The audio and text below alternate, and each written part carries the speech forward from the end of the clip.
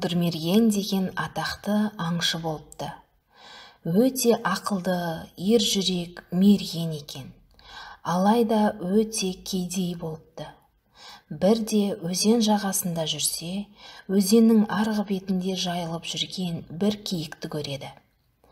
Шаңырақтай екі мүйізі күнге шағылысып, көз қаратпайды. Сөйтсе, мүйіздері жарқыраған алтын екен. Мерген атып алмақ болғанда киікке тіл бітеді. Сабыр ет, мерген. Аңшы оның жанына келеді. Мүйізі алтын әр сөйлейтін киікті көрген аңшы керемет таң қалады. Алтын мүйізді киік ақ сақалды атаға айналады. Ал мүйізі сол қалпы қала береді, сақалы күмістей жалтырайды. Сабыр ет, балам. Мен Бұлдырмерген деген аңшыны іздеп жүредім.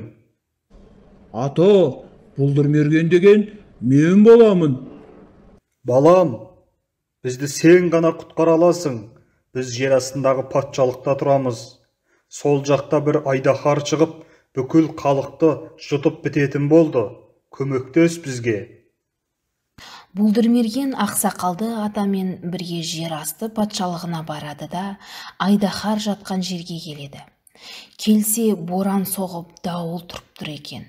Бұлдырмерген қаһарланып, семсерін көлденең ұстап айдаһарға келеді. Сұрапыл боран оны ұшырып отырып айдаһардың аузына бір-ақ алып барады. Өткір семсер жауыздың екі аузын тіліп, ортасынан қақ бөледі. Алай-түлей боран да тына қалады.